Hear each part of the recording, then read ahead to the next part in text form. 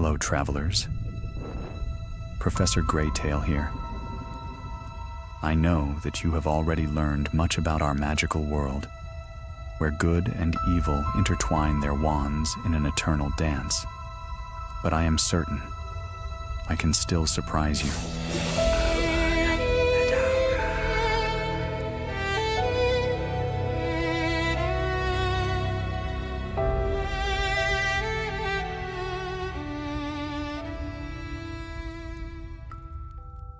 In the quiet weeks after the Battle of Hogwarts, when the rubble had been cleared and the wounded tended, the castle settled into a strange and uneasy stillness. It was not the peaceful silence of recovery, but something taut, as though the very stones were holding their breath. Lanterns flickered with no draught to stir them.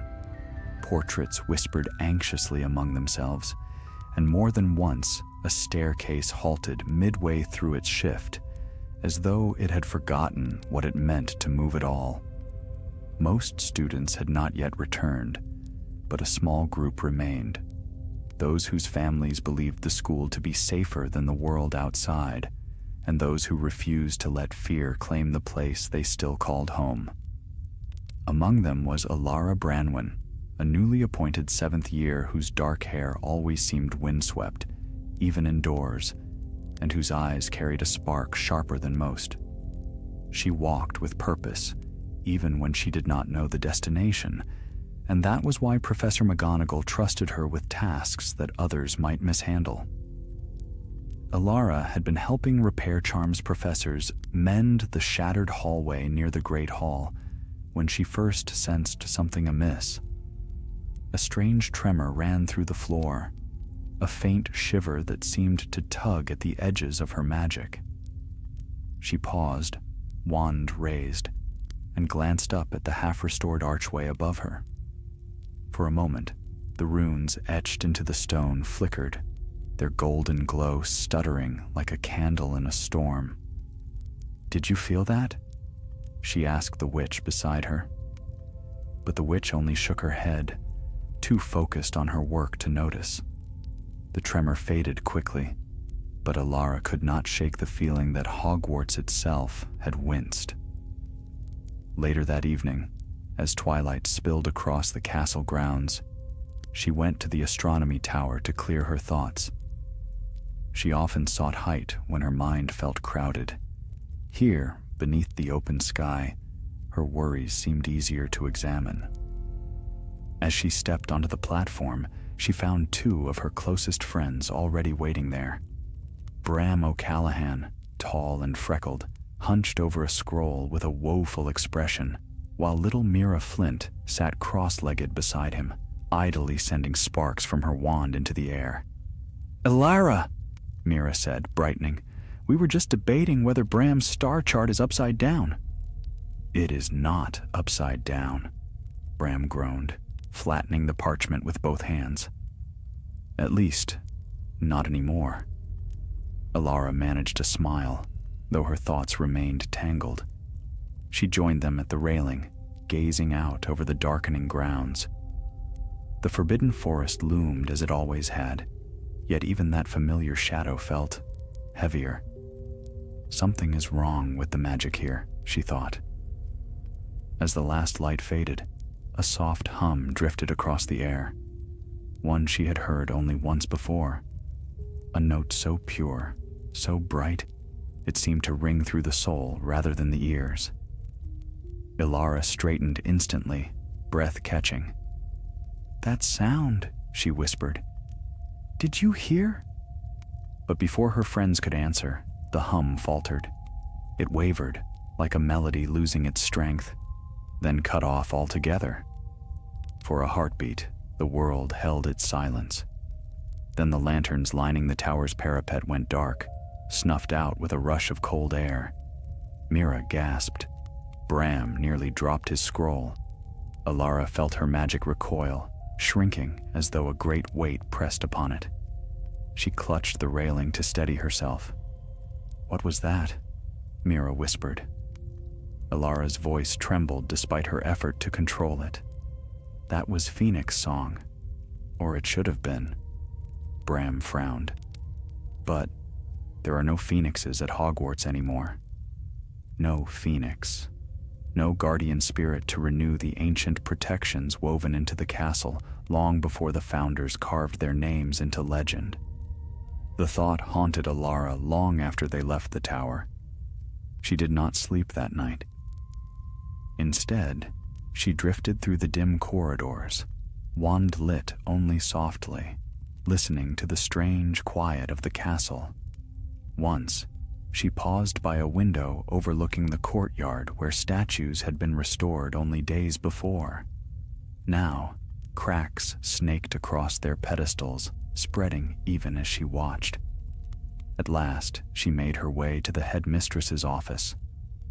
She hesitated, lifting her hand to knock, when the door creaked open of its own accord. Professor McGonagall stood within, her usually stern features troubled. Papers were scattered across her desk, and her wand hovered midair, still flickering with diagnostic spells. "Ilara Branwen," she said, her voice low. "It seems you have felt it too." Ilara stepped inside, the weight in her chest tightening. "Something in the castle is failing." "Yes." McGonagall's gaze drifted to the window where dawn's first light touched the sky. The ancient ward, a protection older than the school itself, has begun to unravel. A phoenix's rise once renewed its strength each generation. Her voice softened. "But the phoenix we depended on did not return." Ilara swallowed. "Fawkes?" McGonagall nodded solemnly. "He has not been seen since the night his master fell." "And without him," Ilara whispered, "the ward fades." The headmistress inclined her head. "We must find a way to restore what is failing, before Hogwarts becomes vulnerable once more." The floor trembled again, just slightly, but enough to make the books on the shelves rustle and settle. Ilara straightened, heart alight with a clarity sharper than fear. "Tell me what I must do," she said. McGonagall studied her for a long moment. Then, with a weary sigh, she motioned her closer. "There is something you should see." Professor McGonagall led Ilara through a narrow passage behind the office wall, one that Ilara had never seen open before. The stones parted with a grinding sigh, as though reluctant to reveal whatever lay beyond. Downward, the corridor wound, lit only by the faint glow of torches that sparked to life as they passed. Dust hung thick in the air, stirred by their footsteps. This passage was used only by previous headmasters, McGonagall murmured, her voice echoing softly. "Even staff do not know it exists. The founders left their earliest enchantments here, though many have long faded. But this..." She halted before a heavy iron door bound in runes too ancient for Ilara to decipher. "This remains." The runes pulsed faintly, like embers struggling against ash. McGonagall placed her palm upon the cold metal. "The ward lattice of Hogwarts lies within. It has always thrummed with phoenix fire. Now, it weakens." The door creaked open. Warm light spilled out, unsteady and fading, but still warm. Inside, a cavernous chamber stretched before them, its ceiling rising far beyond what should have existed beneath the castle. At its center floated a great sphere of golden fire, woven through with lines of shimmering runic script. Only now, half the sphere had dimmed to a dull bronze, its glow flickering like a dying star. Ilara stared, breath caught in her throat. Hogwarts' heart, indeed. And as it fails, the castle's protections falter. Misbehaving staircases, erratic magic, crumbling stones. These are the first signs.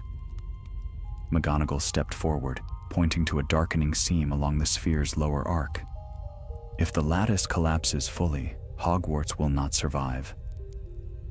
Ilara felt a chill settle beneath her ribs. The chamber seemed to hold its breath along with her. Can the ward be restored? She whispered. Only by rekindling the phoenix flame that once fed it, McGonagall said. But Fawkes is gone, and all phoenixes connected to the ancient covenant vanished centuries ago.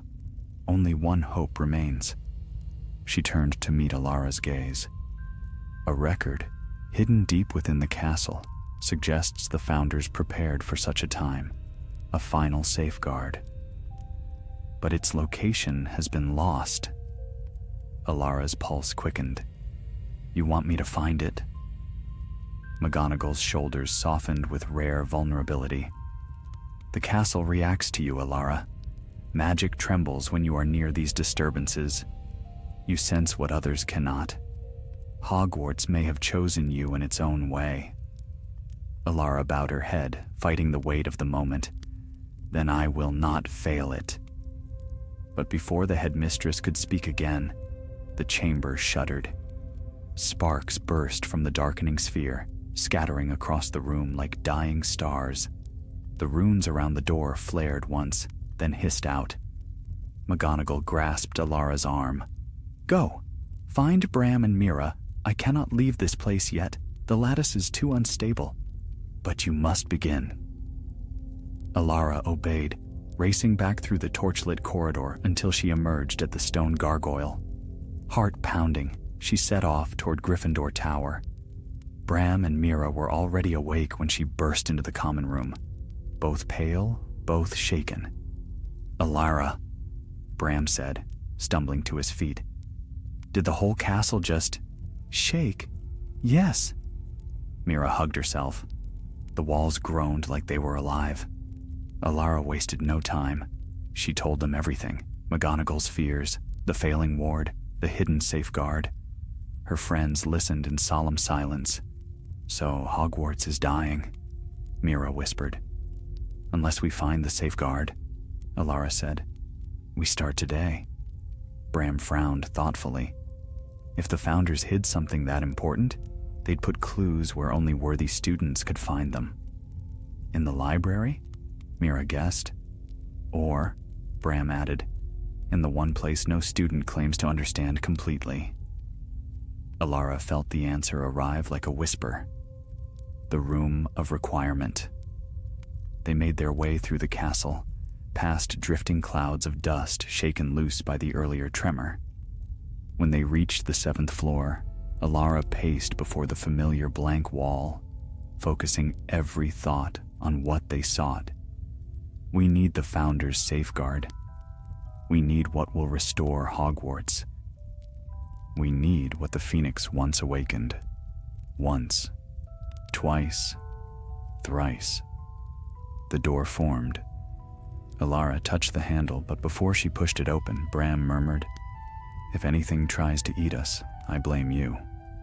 The door swung inward, not onto a chaotic pile of forgotten treasures as they had seen before, but into a vast, round chamber lit by floating orbs of soft blue light. 4 archways lined the walls, each carved with the symbol of a founder: lion, serpent, badger, and eagle. In the chamber's center stood a pedestal of polished stone. Upon it lay a single feather, a phoenix feather, but dim, muted, as though it too slept. Alara stepped forward, breath trembling. This must be part of the safeguard. Mira reached out as though to touch it, but before her fingers met the feather, a blast of cold magic surged across the room. A hooded figure stepped from the shadows, wand drawn. That feather belongs to us, the stranger hissed. And with the ward weakened, Hogwarts will soon fall into the hands of the faithful. Alara's heart thundered. A follower of Voldemort. The figure raised their wand, voice sharp as broken glass. Step away from the phoenix feather, unless you wish to die where you stand. The hooded figure advanced slowly, boots whispering against the stone floor. Blue light from the floating orbs cast shifting shadows across the intruder's cloak, making it impossible to discern a face beneath the hood. Yet the voice, harsh, fervent, held the unmistakable echo of old loyalties, the kind that had survived even the fall of their dark master. Bram took a protective step in front of Mira, wand lifted. "Who are you?" he demanded, though his voice quivered. The figure laughed softly, a sound like brittle ice cracking. "Names matter little. Purpose matters. And ours is to claim what remains of the Dark Lord's unfinished destiny." Alara stepped toward the pedestal, her wand already raised. She felt the feather's power tug at her, weak but alive. Something in it called to her, like a nearly forgotten voice. "If you serve Voldemort's memory," she said steadily, "you stand on the losing side of history. Hogwarts will not fall to you." "Won't it?" the intruder whispered. "The Phoenix Guardian has vanished. The ancient ward falters. Even now, shadows gather beneath this castle. We need only hasten what is already doomed." A blast of green light shot from the figure's wand. Alara dove aside, the curse searing past so close she felt the heat against her cheek. Mira shrieked and ducked behind Bram, who fired back a stunning spell. The intruder deflected it with a sweep of their arm, the spell ricocheting into an archway where stone splintered like shattered ice. "Run!" Alara cried, but she did not flee herself. She rushed toward the pedestal, reaching for the feather. The figure reacted instantly. With a flick of their wand, a rope of shadow lashed out, coiling toward her like a living serpent. Alara slashed her wand through the air. "Defindo!" The shadow snake split apart, dissolving into mist. Bram shouted a spell of distraction. Mira hurled a burst of blue sparks that exploded like a firecracker, briefly blinding the intruder. For a heartbeat, the chamber glowed with wild, chaotic light. Alara seized the moment. She grasped the phoenix feather. Warmth surged through her hand, then her arm, then her chest. Fiery, ancient, and aching with exhaustion. It felt like holding a heartbeat that had not fully woken. The feather pulsed once, weakly, and then fell still. The intruder roared and charged. A shockwave burst from the pedestal the moment they crossed its boundary. Blue orbs dimmed. The air rippled. The figure staggered back as though struck by an invisible force. Alara clutched the feather to her chest, breath ragged. "We need to leave," she gasped. "That feather belongs to us." The intruder snarled, recovering quickly. "Without it, the castle's protections can be restored. You children stand in the way of history." A second blast of magic streaked toward them. This time Alara met it head-on. She thrust her wand forward, summoning every thread of magic she could muster. "Protego Maxima!" The shield barrier flared, golden and bright. The green curse shattered against it, sending sparks scattering like dying stars. "Alara!" Bram shouted. "The door!" She backed toward the exit as he and Mira covered her with a volley of spells, stunners, disarms, dazzling flares of light. The intruder advanced with relentless determination, deflecting their efforts with unnerving precision. As Alara crossed the threshold of the doorway, she felt the castle shift. The room of requirement began to dissolve, the archways crumbling, the lights dimming, the pedestal sinking into the floor. The chamber's magic sensed danger, sensed instability, and began to unmake itself. "Hurry!" Mira cried, grabbing Alara's arm. The three of them sprinted down the corridor as the door behind them slammed shut. The walls sealed, leaving no trace of the room they had just escaped. They ran until they reached the safety of a staircase, where they finally collapsed, panting. That, Bram wheezed, was terrifying. Mira pressed a hand to her chest. "Alara, the feather. Is it all right?" Alara uncurled her fingers. The phoenix feather lay warm in her palm, its glow faint but steady. "It's alive," she whispered. "Barely." Bram leaned closer. "What do we do with it?" Alara hesitated. The warmth of the feather pulsed again, as though urging her to listen. She felt an echo of something, memory or instinct, stirring deep within her. "We take it to Professor McGonagall," she said. "She'll know what must come next." But as they rose to their feet, footsteps echoed from below. Not hurried, not stumbling, measured, purposeful. Alara stiffened and motioned for silence. A figure emerged at the base of the staircase, this time unhooded. A pale young man in Slytherin robes stepped into view, his black hair neatly combed, his expression unreadable. It was Corvin Muldoon. Quiet, brilliant, seldom noticed Corvin. A boy who kept to the edges of rooms and spoke in whispers, as though guarding thoughts too delicate to utter aloud. "Alara," he said calmly, "you have something that does not belong to you." Bram swore under his breath. Not him, anyone but him. Mira trembled. "Corvin, were you the one in the hood?" He smiled faintly, too faintly. "The Dark Lord may have fallen, but his vision lives on," he murmured. "And the Phoenix's fall is only the beginning. Give me the feather, Alara." She clutched it to her chest. "No." Corvin lifted his wand. "Then I'm afraid," he said softly. "You have chosen the harder path." Corvin Muldoon raised his wand with a calmness far more chilling than fury. His composure, his steady breath, the flatness in his eyes, these unnerved Alara more deeply than the hooded attacker in the room of requirement. For Corvin had not come raging or cornered. He had come expecting them. "Alara," he said quietly, as though speaking to a friend rather than an enemy. "The phoenix feather cannot remain with you. You do not understand its purpose." Bram stepped forward, wand trembling. "We understand enough. You want to destroy the ward, don't you? You want Hogwarts to fall." Corvin tilted his head. "Fall? No. Change." His voice softened further. "You cling to the old ways, weak, fractured, sentimental. But magic thrives under those who wield it without restraint. A new age waits, if only the last anchors of the old world snap." Alara's fingers tightened around the feather. It warmed faintly against her palm, like a heartbeat trying desperately to strengthen. "You don't know what you're doing," she said. "If the ward collapses, the castle will lose its protections. Lives could be lost. Students, teachers, everyone here." Corvin sighed gently, as though pitying her. "Sacrifice is the price of power. The founders understood that. Dumbledore understood that.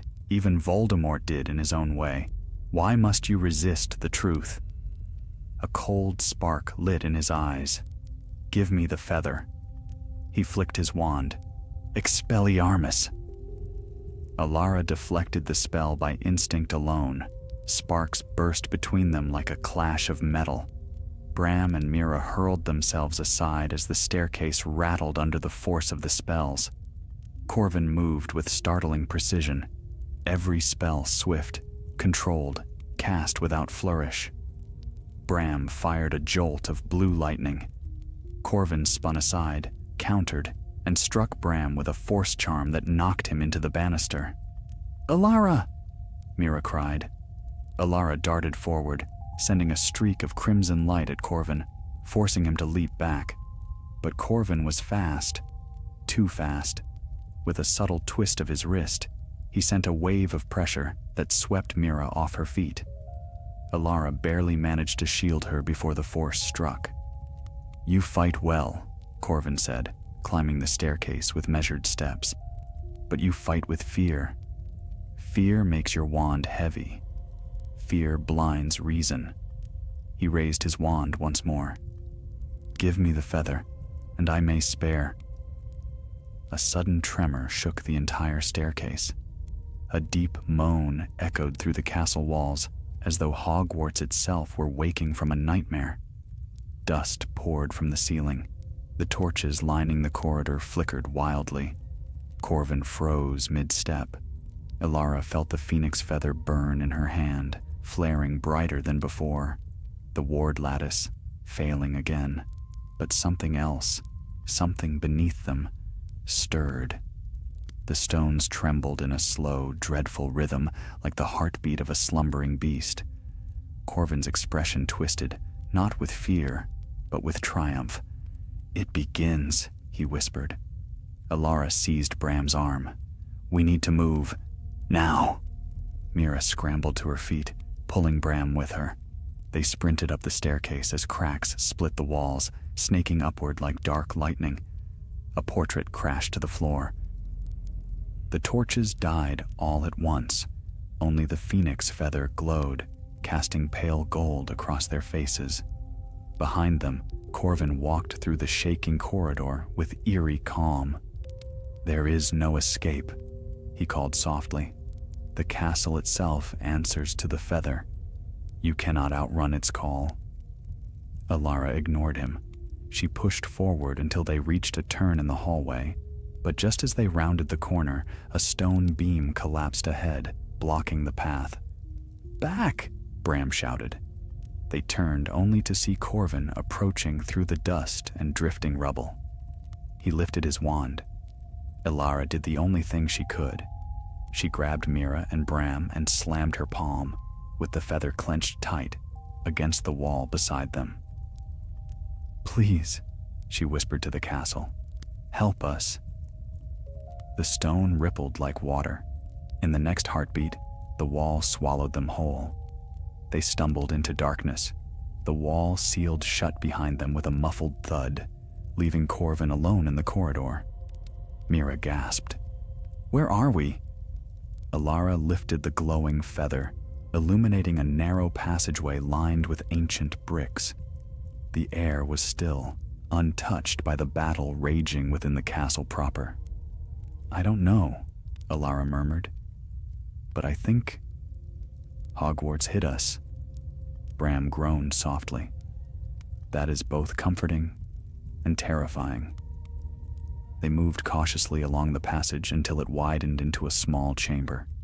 Cobwebs draped the corners like forgotten veils.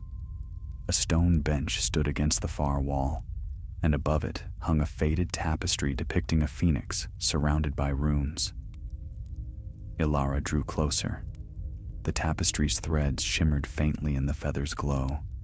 Ancient runes spiraled around the image, patterns she recognized from the ward lattice chamber. "This place was part of the original castle," she whispered.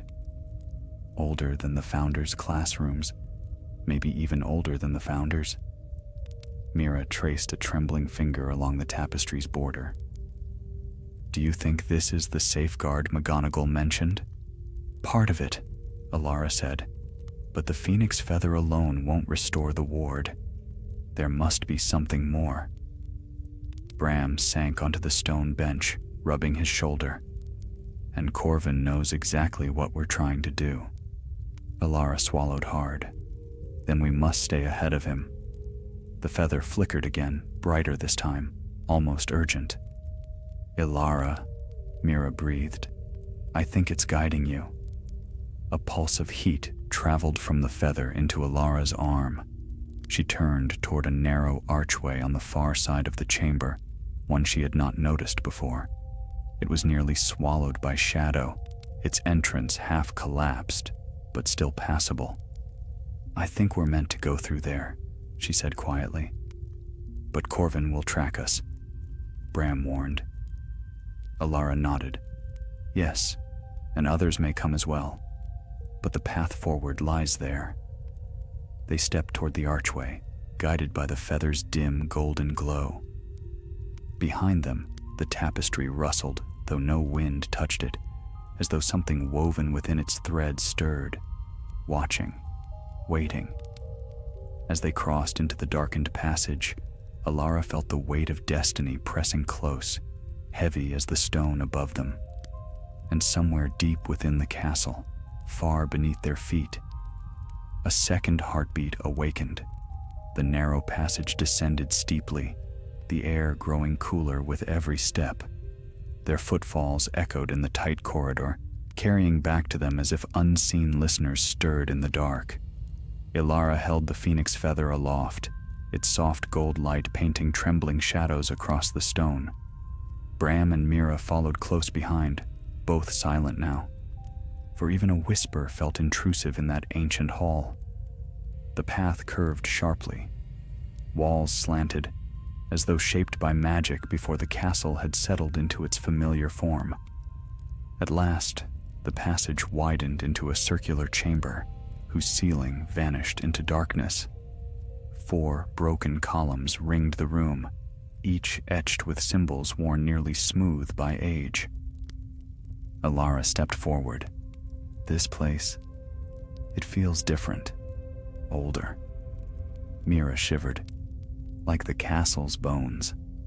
Bram squinted at the nearest column. If these runes weren't so faded, we might understand what this room was for. Before Ilara could reply, the phoenix feather brightened, suddenly, fiercely. Gold fire shivered along its barbs, casting waves of warmth that rippled across the chamber.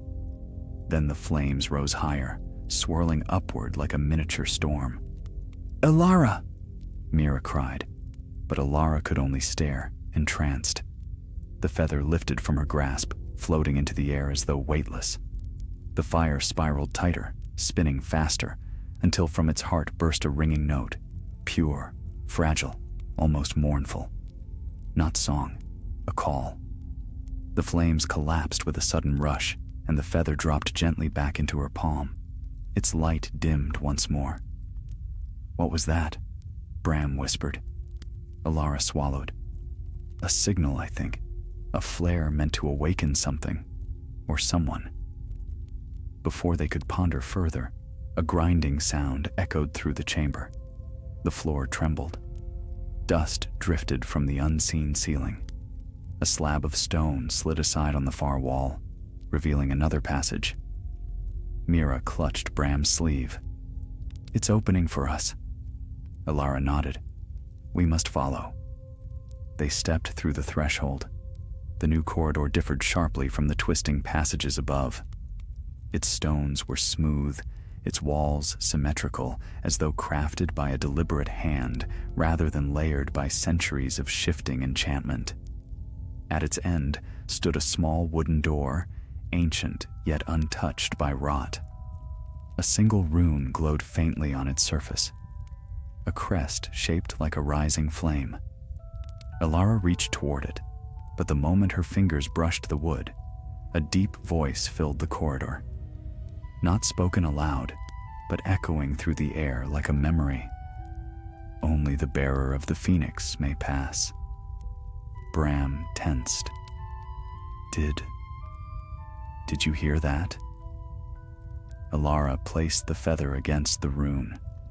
The door swung open without a sound.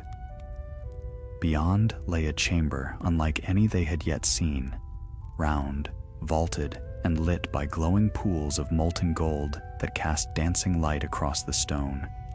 In its center rose a pedestal carved from obsidian. Upon it rested a metal circlet set with a single cracked gem. Mira drew in a sharp breath. "What is that?" Ilara approached slowly. "A relic, but not one I've ever heard of." Bram examined the pedestal's base. "There's writing here, old, very old."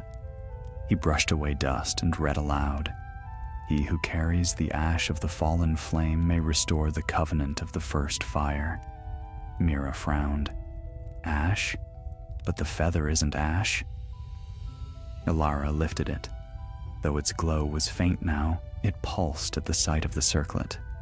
Maybe this room was meant for the phoenix itself, to regenerate, to rise again.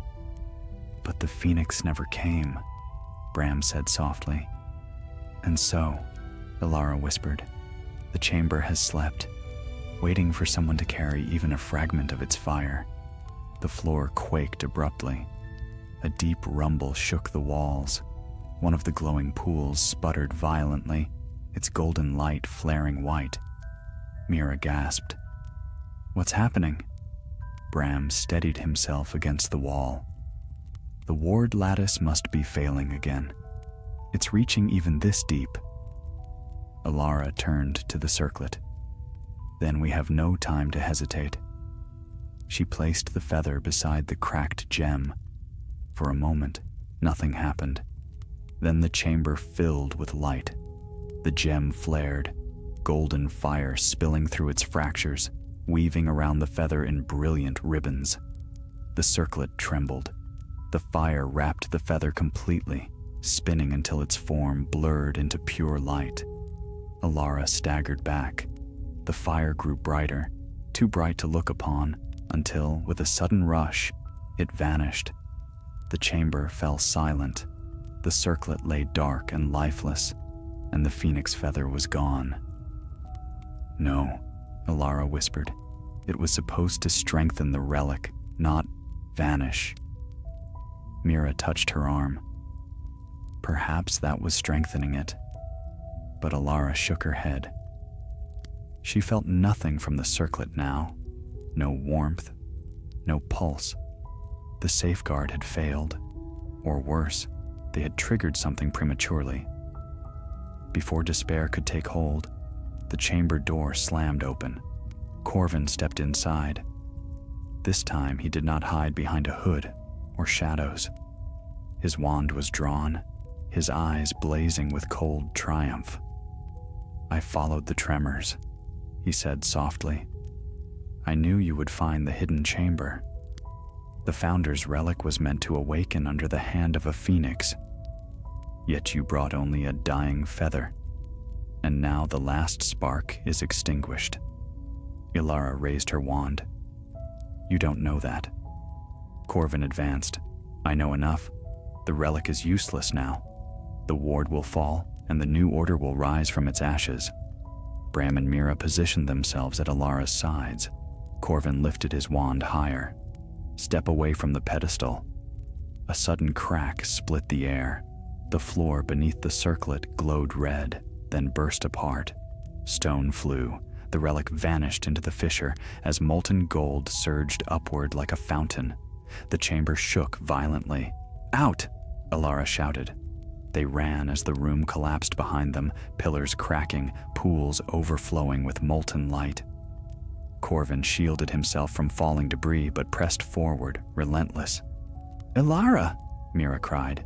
He's gaining on us! As they neared the entry passage, Corvin raised his wand, aiming at Alara's back. A spell shot forth. Alara turned too late, but the castle moved first. The floor buckled upward between them, forming a jagged wall of stone that swallowed the spell's brilliance. Corvin stumbled back in shock. Alara seized Bram and Mira's hands and fled into the corridor as the entrance slammed shut behind them, sealing Corvin inside. The tremors grew fainter. Then silence. Alara leaned against the wall, breath ragged. The castle saved us again. Mira looked toward the sealed doorway. But Corvin is trapped down there. Bram exhaled shakily. Not forever. Alara closed her eyes. We must return to McGonagall. The chamber may have failed, but perhaps it awakened something. The phoenix feather is gone, but the fire it held is not extinguished. I felt it. Somewhere in Hogwarts, something has stirred. Far above them, faint but unmistakable, a note of phoenix song, weak yet living, echoed through the stones. The faint echo of phoenix song drifted through the stones like a breath of wind stirring ancient dust. It was fragile, barely more than a whisper, but unmistakably alive. Alara felt it ripple through her chest, a trembling warmth that chased away for a moment, the cold dread gripping her since the chamber collapse. Mira stared up at the ceiling as though hoping to glimpse the source. Did you hear that? Tell me I wasn't imagining it. You weren't, Alara murmured. The phoenix feather may be gone, but its fire still lingers. Something responded to it. Bram rubbed the back of his neck uneasily. If something awakened, then Corvin may not be the only danger anymore. Alara nodded. We need to reach McGonagall. She must know what's happening. The corridor before them wound upward in uneven steps, shaped by magic older than any living witch or wizard. As they climbed, the walls around them groaned softly, as though the castle strained against some invisible burden. Dust fell in thin streams. A cool draft carried the faint scent of smoke, distant but persistent. Mira sniffed the air. Do you smell that? Yes, Bram said, but it doesn't smell like any fire I've known. It's phoenix fire, Alara said quietly, or what remains of it. Their path ended at a dead-end wall. Before Bram could curse their luck, the stone shuddered and parted, forming a narrow opening. Hogwarts was guiding them again. They slipped through quickly before the wall slid silently shut behind them. The new passage was far more familiar. Arched hallways lit by enchanted lanterns, their warm glow flickering anxiously. They had re-entered the proper castle. But the moment their feet touched the polished floor, the tremors returned. A low rumble shivered through the walls, and portraits along the corridor muttered nervously among themselves. Something's wrong with the temperature here, Bram said, rubbing his arms. It's too warm. Alara felt it too. The air around them shimmered faintly, like heat rising from a forge. She quickened her pace, leading them through the corridors toward the headmistress's office. As they rounded a corner, the warmth intensified into a sudden suffocating wave. A section of the wall glowed bright red, then cracked. "Move!" Alara shouted. They leapt back just as a blast of molten light erupted from the stone. It struck the far wall with a hiss, leaving behind a blackened scorch mark. Mira clapped a hand to her mouth. What in Merlin's name was that? Alara's heart pounded. The phoenix fire is moving through the castle. Unbound, it's trying to form, or to escape. And if it escapes through the ward lattice? Bram swallowed. The castle could burn from the inside. The urgency in Alara's chest sharpened. They ran again, dodging bursts of heat that flared from the walls like sparks from dying coals. When they reached the gargoyle guarding the headmistress's office, it leapt aside before they could speak the password, as though recognizing their desperation. They climbed the spiraling staircase 2 steps at a time. Alara pushed open the door and froze. Professor McGonagall stood in the center of the room, but she was not alone. Flames coiled in the air around her, swirling like a serpent of light. Her eyes narrowed as she held her wand high, shielding the ward lattice map spread across her desk. "Alara," she said sharply, "do not come any closer. The fire is unstable." Alara held up her empty hand. "Professor, the phoenix feather." "I am aware." McGonagall's voice softened only slightly. "I felt its disappearance through the wards the moment it happened." "We didn't destroy it," Alara said quickly. "Something awakened when the feather touched the relic. We think the lost phoenix spirit might be moving through the castle now." McGonagall's gaze sharpened. "Explain." Alara told her everything. The chamber beneath the castle, the relic with its cracked gem, the eruption of molten gold, the sealing of the passage, and the faint song that followed. McGonagall listened in complete stillness, though worry etched itself deeper into her features. When Alara finished, the professor turned to the map. The golden lines depicting the ward lattice flickered erratically, pulsing like a heart struggling to beat. One thread, thin, wavering, glowed brighter than the rest. "It is moving toward the western wing," McGonagall murmured, "toward the old founder's courtyard." Bram frowned. "Why there?"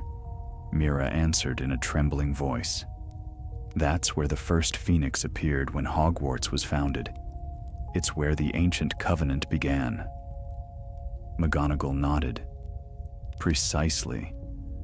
If the phoenix spirit seeks to reform, it will attempt to return to the place where its bond to Hogwarts was born. But if the ward collapses before it stabilizes... She did not finish. She didn't need to. The castle shook violently. Mira stumbled. Bram grabbed her arm. Books toppled from shelves. A portrait screamed as its frame tilted sideways. "Elara," McGonagall said urgently. "I cannot leave the ward lattice. Its unraveling is accelerating. You three must reach the Founder's courtyard before the phoenix spirit emerges." Elara drew a sharp breath. "What must we do?" "Guide it." McGonagall's eyes softened with both fear and trust. "Anchor it. The phoenix will sense your touch, the same touch that carried the feather. Its fire may respond to you. If it does not find stability, it may burn itself out and take Hogwarts with it." Elara bowed her head. "We won't fail." But before they could turn to leave, the room exploded in golden light. A streak of fire tore through the windows, shattering them outward. The flames coiled through the air like a living creature, shrieking with the cry of a wounded bird. It circled the tower twice, then shot across the sky toward the western wing. Mira gasped. "It's heading for the courtyard." McGonagall steadied herself. "Go, now." Elara ran. Bram and Mira followed close behind. They raced down the staircase and into the corridors once more. The castle roared around them, beams shuddering, banners whipping in sudden gusts of wind. Students remaining in the castle fled to safer rooms, guided by prefects shouting warnings. But Elara focused only on the golden trail blazing overhead, flickering like a comet. They sprinted through the courtyard doors and stopped. The Founder's courtyard was alight with swirling fire. Golden embers spun in the air, forming a storm of shimmering brilliance. At its center hovered a pulsing orb of flame, shifting, shaping, as though trying to form wings that could not fully spread. A broken phoenix, a soul not yet whole. Elara stepped forward. The firestorm reacted instantly, surging toward her with a cry that shook the very stones beneath her feet. Mira screamed her name. Bram shouted a warning, but Elara did not flee.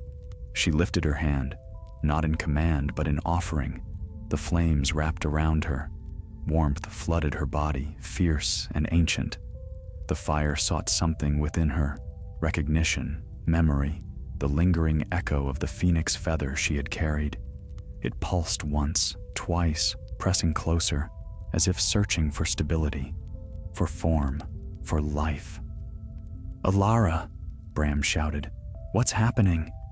She couldn't answer. She couldn't speak at all, because within the heart of the fire, a voice whispered, "Help me rise." And the courtyard blazed brighter than the sun. The courtyard vanished in a storm of radiance. Elara stood at the heart of an inferno that did not burn her flesh, but pressed against her like the weight of an ocean made of fire. Golden currents spiraled around her, drawing tighter, brighter, until the world beyond them became no more than flickering silhouettes. Bram's voice faded. Mira's cry dimmed into a distant echo, and within the brilliance, the presence stirred again. "Help me. Rise." The voice was neither human nor fully formed. It trembled like the last ember of a dying flame. Elara felt it coil around her spirit, seeking not her strength but her steadiness, something solid on which to anchor its broken fire. "I'm here," she whispered, though her voice barely carried beneath the roar of the flames. "I'll help you if I can." The fire pulsed. A wave of heat washed over her, not painful but heavy with exhaustion, an exhaustion so deep she almost staggered beneath its weight. Images flickered in the flames. Soaring wings, A burst of morning light, a fall from great height, darkness closing in, and a single fading feather drifting downward. The phoenix, falling.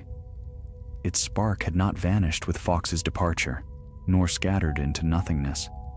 It had sunk into Hogwarts itself, seeking refuge in the place where its ancient covenant had begun. But the ward's collapse had suffocated it, trapping it between death and rebirth, leaving it a fractured echo. Now, awakened by the feather's sacrifice, it struggled to rise again. "Alara!" Bram's voice broke through at last, faint and desperate. "Alara, you're disappearing." She looked down. Her form was blurring, outlined in fire, as though part of her was slipping into the phoenix's glow. The courtyard beneath her had grown distant, distorted, as if viewed through shimmering heat. But she was not afraid. "Tell me what you need," she whispered to the presence. The flames surged, swirling upward. The courtyard shook. Windows shattered in the surrounding walls as the magic intensified. Mira shielded her face against the wind.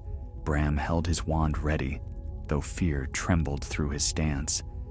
The phoenix's voice came again, clearer now. "A vessel, a guide." Alara felt her heart quicken. A vessel for what? The flames coiled tighter around her, pressing against her chest until she felt her pulse synchronize with their rhythm. "Until I rise, I must dwell in one who carries my fire." Her breath caught. It was not asking for a sacrifice of life. She sensed no malice, no hunger, only frailty. It needed a guardian, someone to hold its spark until its form fully restored. Alara steadied herself. "Then take what you need from me." A sudden, searing warmth shot through her, and for a moment, her vision fractured into gold and crimson. She felt wings stretch within her mind, wings that were not her own, yearning to unfurl into the sky. A cry, half agony, half triumph, echoed in her soul. Then, all at once, the flames collapsed inward. The courtyard dimmed. The swirling storm of gold vanished, drawn into Alara's chest in a single, blinding rush. She staggered, gasping as the last spark melted into her skin. Silence fell. Mira rushed forward first, catching Alara by the shoulders. "Alara, are you hurt? Say something." Alara blinked, disoriented. The world felt too sharp, too bright, as though every stone and leaf brimmed with unseen life. Her heartbeat pulsed with new warmth, steady, powerful, ancient. I'm all right," she whispered, but that was only mostly true. Bram stared at her, wide-eyed. "Your eyes, Alara, they're glowing." Alara lifted a trembling hand to her face, but the glow faded as quickly as it had come. She felt the warmth settle deep inside her, not painful, but undeniably foreign. "It's inside me," she murmured. "The phoenix spirit. It entrusted itself to me." Mira swallowed hard. "Is that safe?" "I don't know." Alara pressed her palms together to steady them, but it had no other choice. It wasn't strong enough to rise on its own. Before they could speak further, shouts echoed from the castle corridors. Students emerged into the courtyard, faces pale with fear. Prefects called for calm. Professors hurried forward, assessing damage from the magical surge. Then Professor McGonagall appeared. Her gaze locked instantly on Alara. "Alara Branwen," she said, breath unsteady, though her posture remained poised. "What has happened?" Alara met her eyes, searching for words. "Professor, the phoenix spirit has awakened. It tried to rise, but it was too weak. Her voice faltered. "It anchored itself in me." McGonagall's expression tightened, not with anger, but with shock softened by deep concern. She raised her wand, murmuring a diagnostic charm. Golden threads of light circled Alara, tracing the outline of her magic. When the spell dissolved, McGonagall exhaled slowly. "It is as she says," the headmistress murmured. "The phoenix fire resides within her. She is its vessel, for the moment." Bram stepped forward. "Professor, what does that mean for her? For Hogwarts?" McGonagall looked at Alara with grave uncertainty. If the phoenix stabilizes within her, its rebirth may yet restore the ward. But if the connection falters... Another tremor shook the courtyard. Stones cracked. A distant boom echoed from the northern wing, and screams carried faintly on the trembling air. "The ward lattice is failing faster now," McGonagall said sharply. "The phoenix's awakening has stirred the magic, but without full rebirth, its instability grows." Mira clutched Alara's arm. "What do we do?" McGonagall hesitated for the first time. "We must reach the heart of the ward, the chamber below my office. If the phoenix fire, held within Alara, makes contact with the ward lattice, it may bind to it again. But the chamber is unstable," Bram said. "Then we must stabilize it long enough to let the phoenix complete what it began." McGonagall's voice hardened. "There is no other choice." Alara drew a deep breath. Warmth pulsed inside her, as though the phoenix heard, understood, and waited. "I will do it," she said, "whatever is needed." McGonagall nodded solemnly. "Then we must move quickly. And Alara, prepare yourself. The bond between you and the phoenix will intensify. Its fire may seek more from you."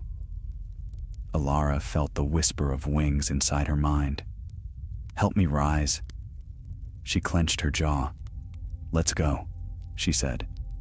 But as they turned toward the castle, a familiar voice echoed from the shadows of an archway.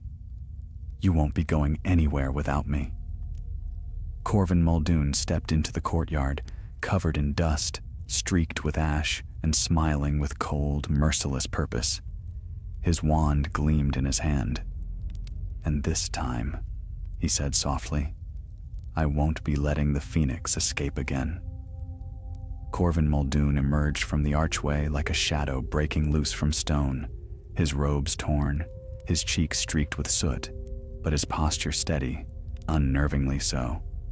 A thin smile curved his lips, cold as winter iron. "You thought you left me buried," he said softly. "You thought the castle could swallow me. But fire opens as many paths as it destroys." Professor McGonagall stepped between him and the students at once, wand raised with sharp authority. "Muldoon," she said, her voice low and steady. "Stand down. Hogwarts is in peril. You will not worsen it." Corvin's smile deepened, though his eyes hardened to obsidian. "On the contrary, headmistress, I've never been closer to fulfilling my purpose." He lifted his wand, its tip gleaming with a sickly green light. "The phoenix fire has bound itself to her." He nodded toward Alara, "and with it, the last ancient protections stand ready to fall. All I need is the flame." Mira moved half an inch closer to Alara, trembling. Bram stepped in front of both of them, wand raised though his knuckles shook. "Corvin," Alara said, fighting to keep her voice steady, "you don't understand what you're doing. The phoenix isn't a weapon. Its fire isn't meant for destruction." "Is that what you believe?"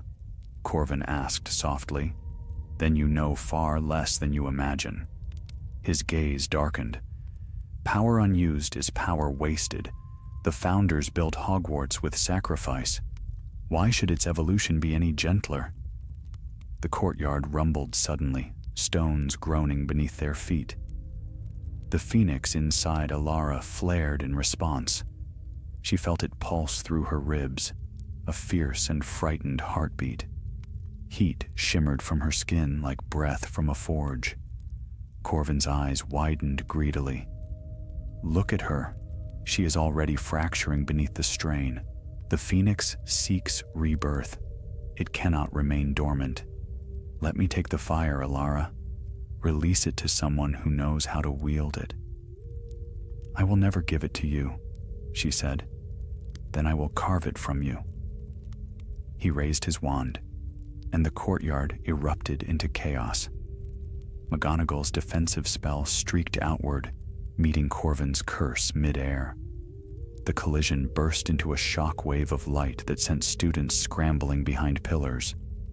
Bram and Mira clung to Alara as the three of them staggered back, shielding their faces from the flying sparks. A second blast followed, Corvin's, vicious and precise. McGonagall deflected it with practiced grace, stone cracking at her heels from the impact. "Alara!" she called over the din. "Go, now!" "But Professor, I will hold him. You must reach the ward lattice." The phoenix inside her surged, heat flooding her limbs. She felt wings stir against her mind, phantom wings, burning and desperate. "We have to move," she gasped to Bram and Mira. "Now!" They sprinted toward the courtyard archway, but Corvin, even while dueling McGonagall, saw their escape in the corner of his vision. With a vicious snarl, he sent a streak of purple fire toward them. Alara spun around, lifting her arm, not even thinking, and the phoenix fire answered. Golden flame burst from her hand, forming a radiant shield that devoured Corvin's spell before it touched them. The courtyard fell silent for a breath, stunned by the brilliance. Alara stared at her own hand, trembling. I didn't mean to." Corvin laughed, a sharp, wild sound. "Do you see? You can wield it. You can feel its power, but it will consume you before long." The fire inside Alara pulsed painfully, as though warning her that drawing on its strength was no simple feat. She clenched her teeth and ran again, Bram and Mira flanking her. As they reached the hall, McGonagall's voice thundered behind them. "Do not let him reach the chamber." The castle shook once more. Lighting crackled along the corridor walls as ancient wards strained near their breaking point. Portraits cried out warnings. A staircase lurched sideways under their feet, forcing them to grab the rail. "The magic is destabilizing," Bram panted. "If we don't hurry." "We will," Alara said, though her chest felt tight, heavy. The phoenix's heartbeat thundered within her, growing erratic. They made for the headmistress's tower, dodging debris and bursts of uncontrolled magic. Sparks leapt from chandeliers. Doors swung open and slammed shut of their own accord. The castle was alive, trembling, and afraid. At last, they reached the gargoyle. It sprang aside before they spoke, revealing the staircase. But as they ascended, Alara felt a cold whisper behind her. Corvin. He was coming. She didn't know how she sensed him, whether it was instinct or the phoenix within her, but she felt him closing in, step by relentless step. At the top of the stairs, they burst into McGonagall's office. The door to the hidden passage behind the stone wall gaped open. The air above it shimmered with unstable magic, threads of gold and silver whipping like wild wind. "Alara," Mira whispered, "once we go down there, there's no turning back." Alara swallowed. "I know." But she stepped inside the passage first. Its descent felt steeper than before, each torch flickering violently. When they reached the iron door at the end, they found it already half open, as though the lattice itself had sensed them coming. Inside, the great sphere of golden fire flickered in dangerous spasms, half its surface darkening like cooling metal. Runes sputtered along its form. Sparks sprayed as wide cracks split across the lattice. The heart of Hogwarts was dying. "Alara," Bram murmured, voice small in the vast chamber. "What do we do?" The phoenix spirit stirred within her, sending warmth through her veins. She understood. "I have to touch it," she whispered. "The ward lattice. The phoenix's fire inside me must reach it." Mira grabbed her arm. "Are you sure you can survive that?" "No," Alara admitted, "but Hogwarts cannot survive without it." She stepped toward the lattice, but before she could reach it, Corvin's voice echoed from the passage behind them. "Do not take another step." Alara froze as he entered the chamber, wand raised, eyes wild with triumph. "You will give me that fire," he said. "Now." Golden flames rose around Alara, swirling like wings preparing to rise. The phoenix stirred. "Stand firm." Alara lifted her chin. "No." Corvin unleashed his curse, and the chamber exploded into living fire. Light and fire collided with a force that shook the foundations of Hogwarts. Corvin's curse, sharp as a lightning strike, met the phoenix's instinctive flare bursting from Alara's chest. The two magics clashed in midair, forming a sphere of blinding brilliance. Heat roared through the chamber like a furnace wind. Bram and Mira were thrown back against the stone floor, shielding their faces from the blast. Alara herself felt neither heat nor pain, only the reverberating cry of the phoenix within, a sound that rang not in her ears, but in the deepest chamber of her spirit. "Hold fast."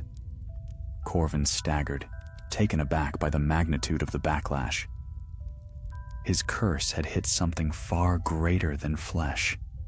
The golden flame hurled him against one of the obsidian pillars, cracking it down the center. He rose slowly, panting, fury burning in his eyes. "You dare wield that fire against me?" he hissed. Alara's feet slid back under the pressure of the opposing forces. She felt the strain of the phoenix's magic stretching through her limbs, threatening to buckle her knees. The energy coursing from her hands flickered unpredictably. She had no control over it, only the instinctive guidance of the spirit bound to her. "I wield nothing," she said breathlessly. "The phoenix defends itself." Corvin wiped blood from his mouth, not breaking eye contact. "You think that spirit chose you? You think it trusts you?" He laughed, low and cold. "It was desperate, a fire clinging to embers, and now it is trapped in a vessel too fragile to contain it." The chamber shuddered again as the ward lattice flickered violently. A chunk of energy broke free from the sphere, cascading like molten light before dissipating into sparks. Bram scrambled to his feet. "The lattice won't hold much longer." Corvin advanced, wand raised, then let it fall. "This castle was built upon old, outdated ideals, and you cling to them out of sentimentality. But a new order will rise from the ashes." Alara felt the phoenix within her recoil at the word ashes. "We do not exist for destruction." The whisper thrummed through her bones. Corvin thrust his wand forward, unleashing another devastating curse. This one spiraled like a spear of black and violet light, humming with corrosive power. Instinctively, Alara raised her hand again. The phoenix's fire surged. But something changed. Something Alara had not felt before. The fire within her did not merely react. It strained, as though reaching outward toward the broken ward lattice. The curse struck the golden flames shielding her, sending shockwaves across the chamber. The ground cracked beneath their feet. Runes along the walls sputtered and dimmed. Stones fell from the ceiling in heavy fragments. "Alara, stop blocking!" Bram shouted over the roar. "You can't hold him off forever. You have to restore the lattice." "I know," she gasped.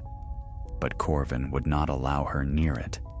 Each time she moved toward the sphere, he shifted, forcing her back with curses sharp as daggers. Mira darted forward, wand blazing. "Bombarda!" The explosion struck near Corvin's feet, shattering the stone and forcing him to leap aside. For the first time, his composure broke. "You meddlesome little..." Bram joined in. Impedimenta. Corvin's movement slowed for half a breath, barely noticeable, but enough. Alara, now! Mira cried. Heart pounding, Alara sprinted toward the failing ward lattice. The phoenix fire inside her surged so hot it felt like molten gold in her veins. The great sphere loomed before her, flickering, fracturing, its once mighty glow now dimmed to a trembling ember. She extended her hand. Corvin roared, turning his wand upon her, unleashing a streak of magic so fierce it singed the air. Alara braced, but the phoenix acted first. Golden wings burst from her back, not physical wings, but pure light, spreading in a radiant shield. Corvin's curse struck them and dissolved instantly into harmless sparks. The wings folded back into her form as quickly as they had emerged, leaving a trail of shimmering dust. Alara pressed her hand to the surface of the ward lattice. Light exploded. The phoenix inside her screamed, not in pain, but in release. Its fire coursed into the sphere in a torrent of molten brilliance. The lattice drank in the energy hungrily, its cracked and darkened sections reigniting in sweeping arcs of gold. The chamber filled with a roaring hum as the ward began to heal itself. But something was wrong. Alara felt the phoenix's fire pouring out of her faster than she had expected, too fast. Her knees buckled, her breath caught in her throat. Bram! Mira! She gasped, though she could barely hear her own voice. Bram rushed toward her, only to be thrown back by a shockwave of magical heat. Mira shielded him from falling debris as they watched in horror. Alara! Mira cried. You're giving too much. Stop! But Alara could not stop. The phoenix was pouring its entire essence into the lattice, everything it had gained from its partial awakening, every flame, every echo of its ancient power. She felt herself dimming, as though her spirit were tethered to the ebbing fire. Outside her mind, Corvin screamed, No, you cannot restore it. That fire is mine. He hurled a final spell, not at Alara, not at Bram or Mira, but at the ward lattice itself. A plunge of icy terror shot through her. His spell streaked toward the core of the lattice, and the phoenix reacted with the full force of its fury. From Alara's body erupted a burst of golden flame so fierce that it lit the entire chamber like a newborn sun. Corvin's curse evaporated before it could reach the lattice. The backlash hurled Corvin across the chamber, his wand flying from his grip, shattering against a pillar. He hit the floor and lay still. Alara gasped as the phoenix's fire continued to flow from her. Beautiful, terrible, unstoppable. The lattice pulsed, brighter and brighter, nearing its full strength. The chamber quaked violently. Stone split, rubble fell, and then, with a thunderous roar that shook the deepest bones of Hogwarts, the ward lattice ignited. A wave of golden light spread outward in all directions, rushing through the walls, the foundations, the towers, the ancient corridors, every crack sealed, every failing charm restored. The castle shuddered once, twice, then fell into stillness. Silence. Alara collapsed to her knees. The phoenix's fire was gone, utterly gone. Bram and Mira reached her side, voices trembling. Alara, say something. She lifted her head weakly, breath shallow. The ward, she whispered. It's restored. Then a cold realization pierced her heart. The phoenix had left her, not fled, not died, but given everything. In the hollow silence where its warmth had been, she felt only emptiness, and faintly, ever so faintly, a distant cry echoed through the chamber. Not yet a song, not yet a rebirth, but the first breath of something waiting to rise again. The golden brilliance of the restored ward faded slowly, like sunlight dimming after dawn. The The great sphere at the heart of the chamber now glowed with steady life, no longer fractured, no longer fading. Its hum filled the air, deep and resonant, the heartbeat of a castle reborn. But Alara felt none of its strength. She knelt on the cold stone floor, shoulders trembling, breath shallow.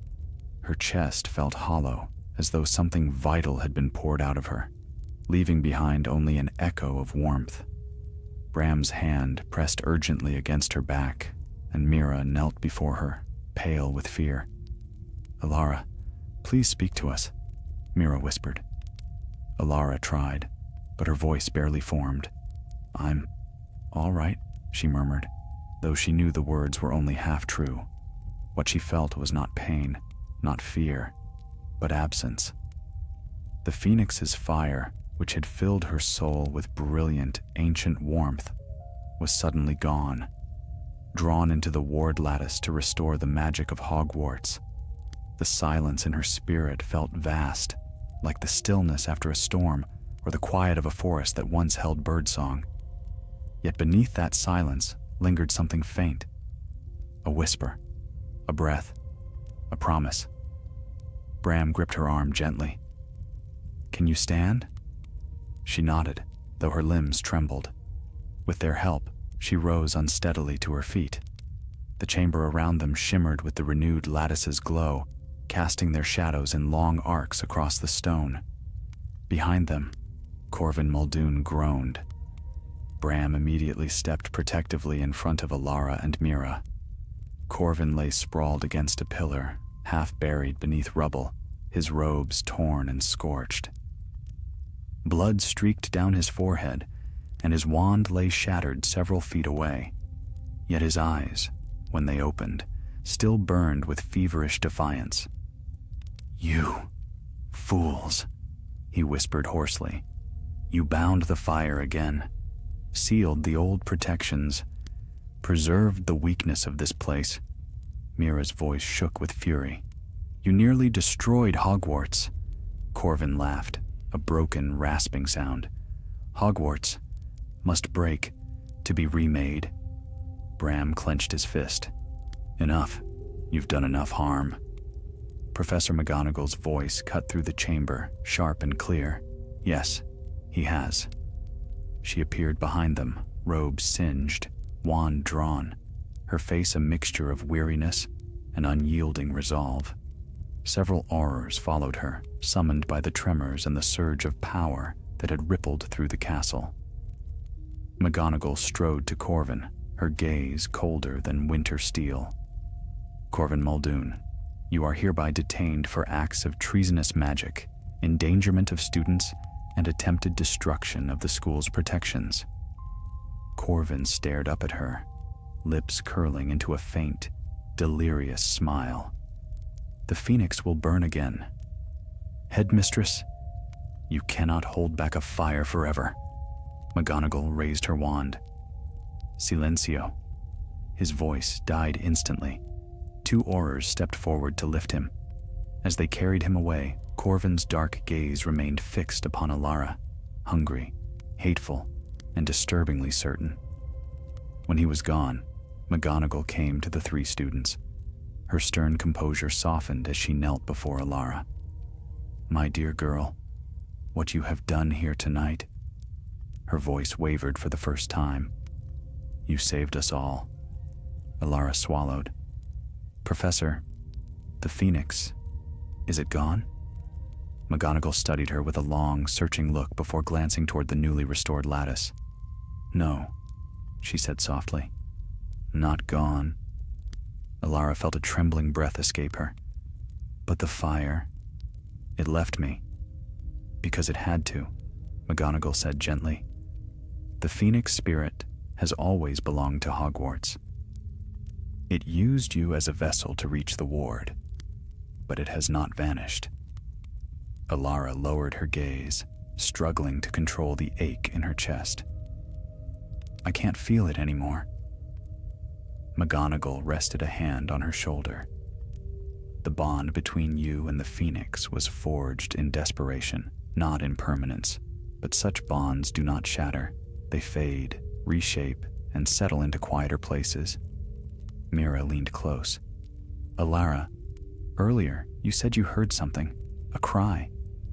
Alara nodded. It was faint, like something newborn. McGonagall stood and looked toward the sphere of golden fire. The phoenix spirit is healing, reforming. It may take hours, days, perhaps longer, but it will rise again, as it always has. Bram exhaled shakily, relief and awe mingling in his expression. Hogwarts really is alive. Yes, McGonagall said quietly, and tonight it was reborn. A warm vibration hummed through the chamber then, subtle, steady, like the purr of distant thunder. The ward lattice glowed brighter, casting rays of gold that softened the cold stone walls. Slowly, gently, Alara felt a flicker in her chest. A single ember of warmth. Small, faint, alive. Mira gasped softly. Alara, your eyes, they're glowing again. But Alara was no longer afraid. She touched her palm to her heart. The ember pulsed in response. Not burning, not draining, simply resting. I think, she whispered, the phoenix left a piece of itself with me. McGonagall nodded with quiet understanding. Then you must cherish it. The school will need you, Alara Branwen, though not for the sacrifice of your life, but for your strength, your insight, and your bond to the ancient fire. The headmistress surveyed the chamber one last time, ensuring its renewed stability. For tonight, the danger has passed. Hogwarts stands whole once more, but the shadows that threatened it do not disappear with the dawn. Corvin did not act alone. I am certain of it. A chill trickled down Bram's spine. There are more of them? McGonagall's lips pressed into a tight line. Remnants, scattered and hungry. They seek purpose now that their dark leader has fallen, and some believe that ancient forces, like the Phoenix, can be twisted to forge new power. Mira shivered, and Corvin knew about the Phoenix's connection to Hogwarts. Yes, McGonagall said grimly, knowledge he should never have possessed. Alara closed her eyes briefly. The ember within her pulsed again, warm, patient, resolute. She straightened. Professor, she said, her voice quiet but unwavering, whatever threats remain, whatever lies ahead, we'll face it. Hogwarts isn't alone. McGonagall regarded her with a mixture of pride and sorrow, as though seeing both the young woman Alara was and the burdens she would soon bear. No, she said softly, it isn't. They left the chamber together, ascending the long passageway toward the waking castle. The floor no longer trembled beneath their feet. The torches burned steadily. The very air felt lighter, as though Hogwarts itself breathed easier. But as they neared the office, Alara paused, glancing back. Deep beneath the castle, beyond the stone and spells, she sensed it. A flicker of golden light, a heartbeat forming, a promise rising, and somewhere in that distant glow, a wing stirred. Dawn crept slowly over Hogwarts, washing the castle stones in pale gold. The sky above the eastern towers shimmered with the aftermath of the night's magic, thin wisps of light drifting like the remnants of extinguished stars. Students gathered in hushed clusters across the courtyards, speaking in low voices, glancing often toward the headmistress's tower, where rumors whispered of fire and shadows, of tremors and glowing halls. Alara walked among them, Bram and Mira at her side, yet she felt strangely distant, as though each footstep did not wholly belong to her. The ember in her chest remained steady, warm without burning, but she sensed that its quiet glow was not merely a memory of the Phoenix. It was a tether, a fragile bond to something still forming deep within the renewed ward lattice. Mira cast her a worried glance. Are you sure you're well enough to be walking around? You only just got your breath back." Alara nodded. "I'm stronger now. The Phoenix's fire, it's no longer draining me. It's resting." Bram raised a brow. "Resting," he echoed. "Do Phoenix spirits rest?" Alara's lips curved faintly. "They must, if they're reborn. Every rising begins in silence." They made their way toward the great hall, drawn by the promise of food, or at least the comfort of familiar voices. But as they approached the tall oak doors, Professor Flitwick hurried out, nearly colliding with them. "Oh, my stars!" he squeaked, adjusting his robes. "Ilara! Just the witch I was searching for." Ilara blinked. "You were looking for me?" Yes. Headmistress McGonagall requests your presence in her office at once, and your friends as well." His voice lowered. She sounded rather urgent. Mira sighed. More urgency. Lovely. Nevertheless, they followed Flitwick up the staircase. The headmistress's office was lit by soft morning luminescence, though the atmosphere remained heavy with the scent of ancient magic stirred violently awake. McGonagall stood at her desk, her posture rigid as she studied several parchments marked with shifting runes. When the trio entered, she wasted no time. "Corvin Muldoon has been taken to St. Mungo's for evaluation," she said. "His injuries are substantial, but his mind is..." She exhaled sharply. "Unhindered. He remains fully aware of his actions and unrepentant." Bram scowled. "He nearly destroyed Hogwarts. There must be some way to understand him." McGonagall cut in gently. "Perhaps. But that will come later. For now, we have a more pressing concern." She motioned toward the parchments. Lines of magic pulsed faintly across them in shifting gold. "The ward lattice is stable, but it is not complete." Alara felt her breath still. "Not complete?" "No." McGonagall pointed to a single rune on the parchment, a bright point flickering with inconsistent rhythm. The Phoenix fire restored the lattice, yet its spirit did not return to the chamber as it should have. Instead, "It's tied to me," Alara finished softly. McGonagall nodded. "For reasons we do not yet understand." Mira stepped forward nervously. "What does that mean for Alara? Will it harm her?" "No," Alara whispered, and the ember in her chest confirmed the truth, pulsing gently at the question. "It won't harm me." McGonagall regarded her closely. "Perhaps not, but the Phoenix spirit cannot remain bound indefinitely. When it rises again, its rebirth must be whole. Anything less risks imbalance in the ward's renewal." Bram swallowed. "So, we must help it finish rising." "Precisely," McGonagall said, "and the castle itself seems to be preparing." As if summoned by her words, a tremor hummed through the floor, soft, barely perceptible, but unmistakably alive. Alara felt it resonate with the ember in her chest. "It's calling," she whispered. "Or responding." McGonagall stepped around her desk. "There is one more matter you must know.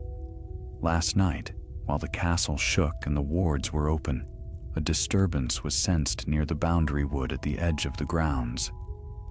"A disturbance?" Bram echoed. "An intruder." Mira paled. "Another follower of Voldemort?" "We do not know yet," McGonagall said. "The Aurors discovered traces of dark enchantment in the soil, fresh, deliberate. Someone approached the castle. They did not enter, but they did not flee empty-handed." Alara tensed. "What did they take?" "A fragment of phoenix ash," McGonagall answered grimly, "from the ruins of the courtyard, collected before the ward was fully restored." Alara's heart clenched. The ember in her chest flickered sharply, as if reacting to the theft. "Someone is trying to replicate Corvin's attempt." Bram muttered. But why? McGonagall looked toward the tower window where the horizon glowed with early light.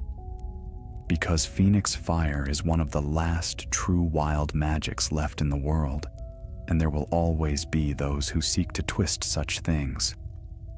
The Phoenix ember burned hotter, urgent, restless.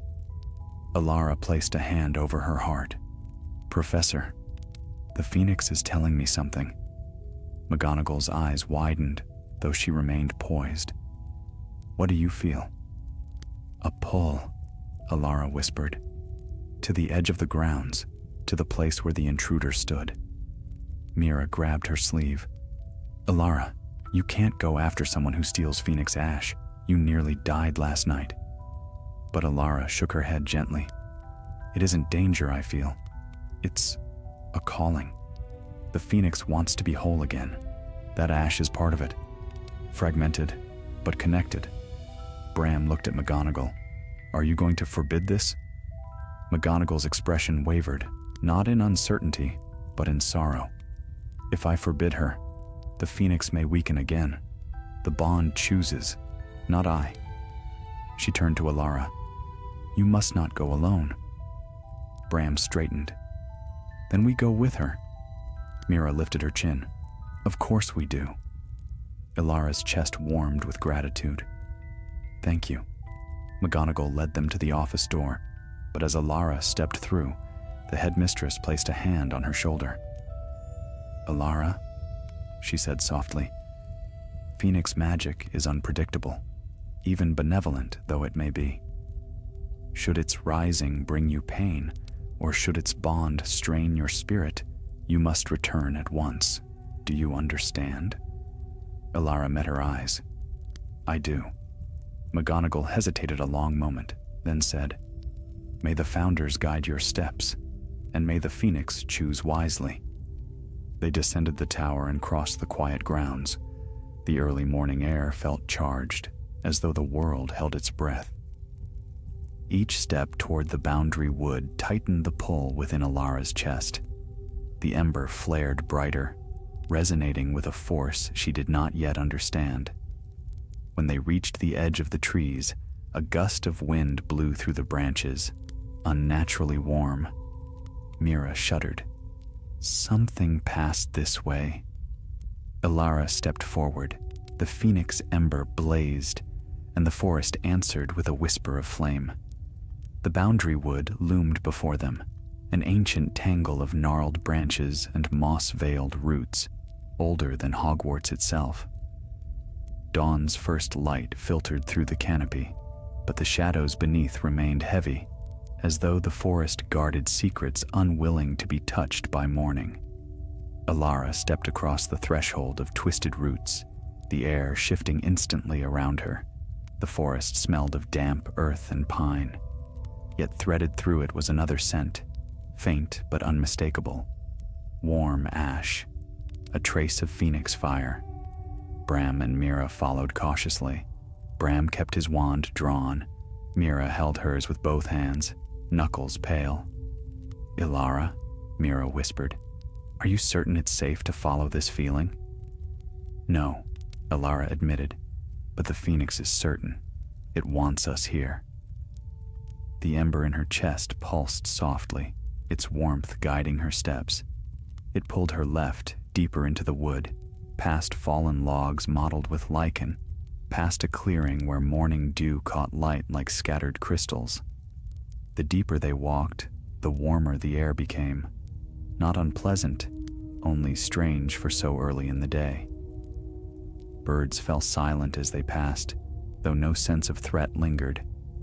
Rather, a quiet reverence, as though the forest recognized the magic carried in Alara's heart. Soon, they reached a narrow glade where sunlight pooled upon a patch of scorched earth. Blackened leaves curled on the ground. A tree trunk bore a diagonal streak of fire that had cut through its bark like drawn steel. Bram crouched to examine the scorch marks. Whatever caused this wasn't wild. The burn is controlled, intentional. Mira swallowed. And recent. Alara stepped closer.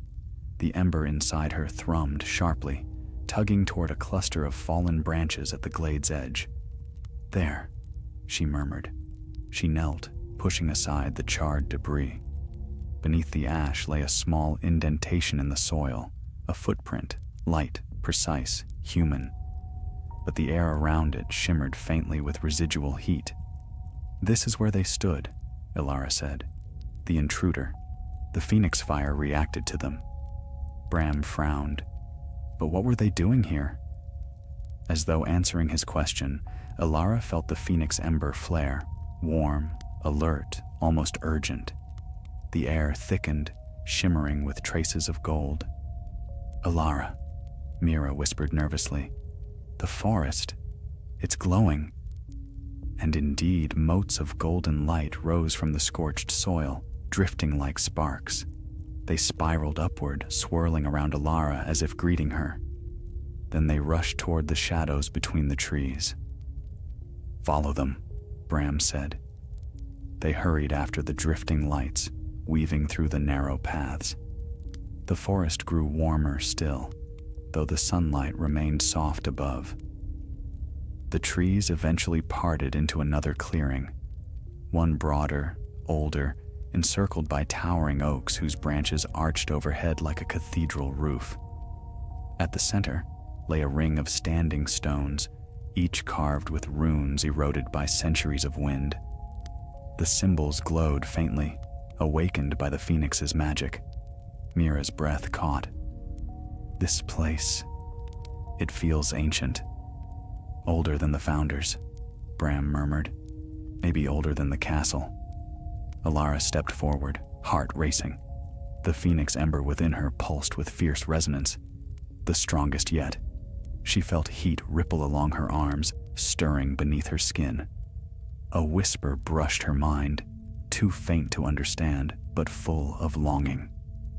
Then a figure stepped from behind one of the stones. Alara froze. It was a woman, hooded, cloaked in dark green robes embroidered with silver threads. Her steps were slow, deliberate, like one accustomed to moving through sacred places. Her face was half hidden in shadow, but Alara glimpsed sharp features, pale skin, and eyes that glimmered like polished jet. Bram raised his wand instantly. Mira gasped. The woman lifted a hand, not threateningly, but with a calm, measured gesture. "Do not fear. I will not harm you."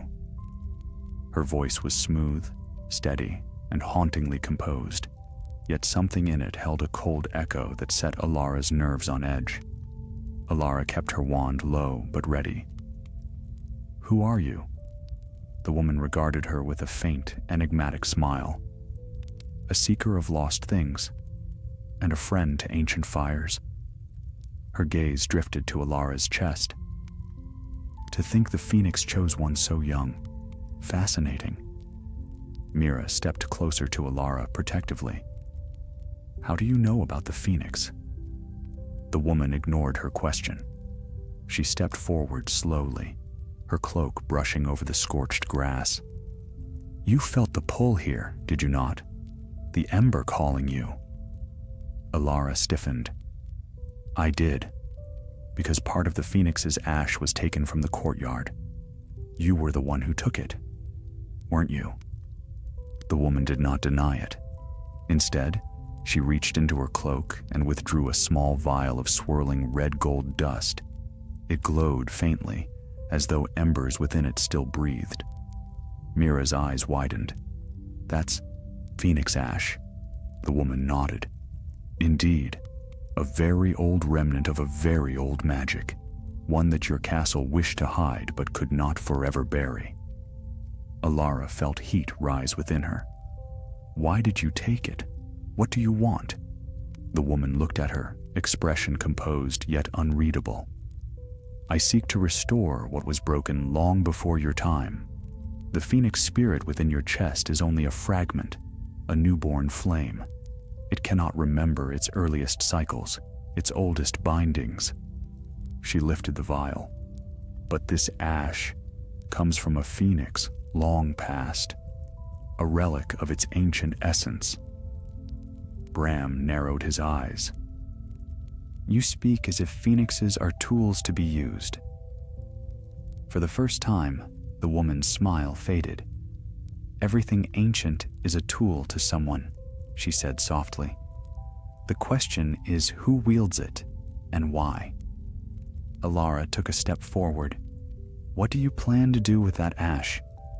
The woman studied her with solemn intensity. Help the phoenix spirit become whole once more, to restore a power that has been fading for centuries. Her fingers tightened around the vial. But I require a vessel. Alara's heart clenched. No. Yes, the woman murmured. You. Mira gasped. Bram stepped in front of Alara again. Alara steadied her breath. You think I will let you experiment with me? Or with the phoenix's spirit? You misunderstand, the woman said gently. Phoenix rebirth is not a simple cycle of life and death. It is a covenant, a weaving of flame and soul. I have preserved this ash for decades, waiting for the moment when the fire would rise again. Her gaze sharpened, and it has risen within you. Alara felt the ember respond, pulsing with unease. I won't allow it, Alara said firmly. The woman sighed, almost regretful. The phoenix chose you unwittingly, child. You stand on the edge of forces older and deeper than your understanding. If you refuse to guide it, others will rise who do not ask permission. Her eyes darkened, sorrowful but resolute. A storm is coming, one far greater than the remnants of Voldemort. The world shifts, magic stirs, and phoenix fire is the first sign. She turned away, stepping back into the shadows between the stones. Alara Branwen, she said softly. When the time comes, you will seek me, and you will need what I carry. Before Alara could respond, the runes on the standing stones flared with blinding light. The air exploded with warmth. Bram shielded his face. Mira cried out. When the light faded, the woman was gone. Only the faint scent of ash lingered. Alara stood motionless, her heart racing, the ember trembling within her. Bram exhaled shakily. Who in Merlin's name was that? Mira whispered, pale and wide-eyed. And why did she know your name? Alara did not answer. Because deep inside her, the phoenix ember pulsed once, long, low, and warning, as if it recognized the woman, as if it feared her. For a long moment, none of them spoke. The boundary wood held its breath, as if listening for the fading echo of the cloaked woman's presence. Alara felt the ember in her chest quiver, uneasy, unsettled, as though the phoenix spirit itself recoiled from what had just transpired.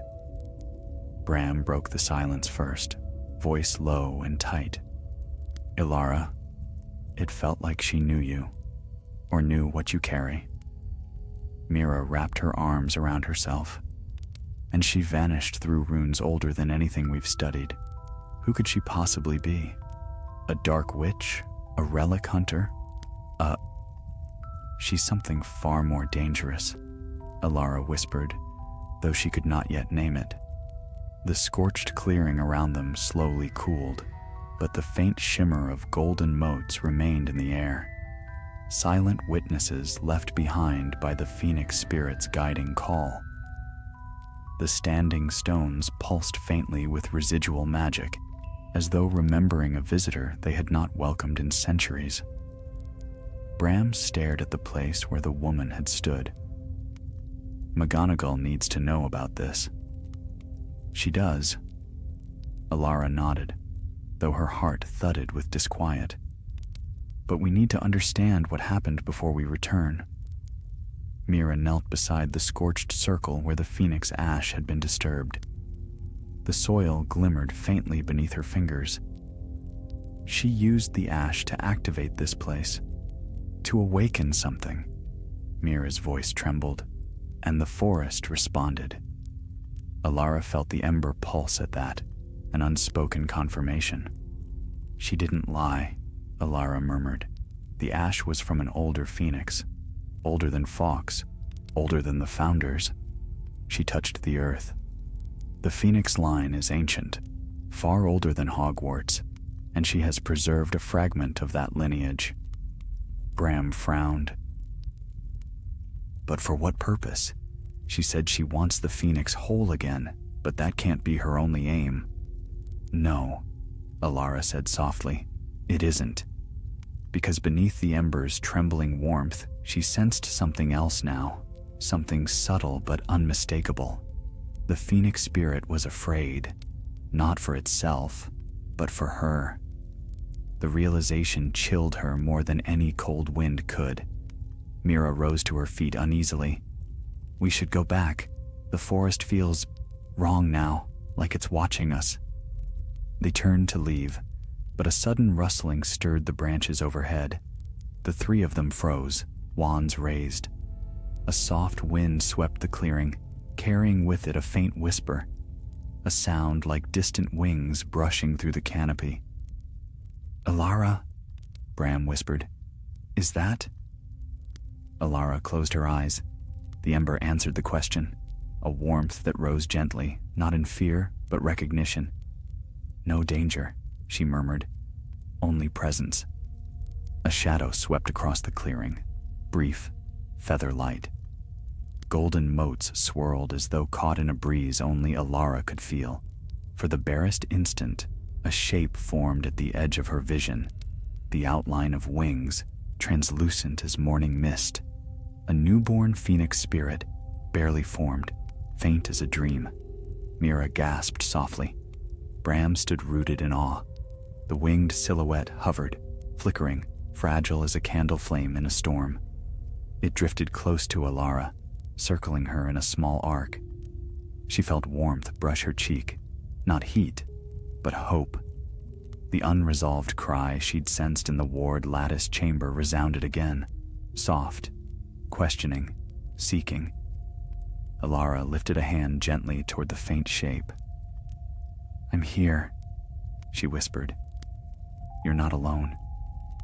The spirit pulsed warmly, then spiraled upward, dissolving into threads of gold that vanished into the canopy like the last glow of sunrise. Bram exhaled shakily.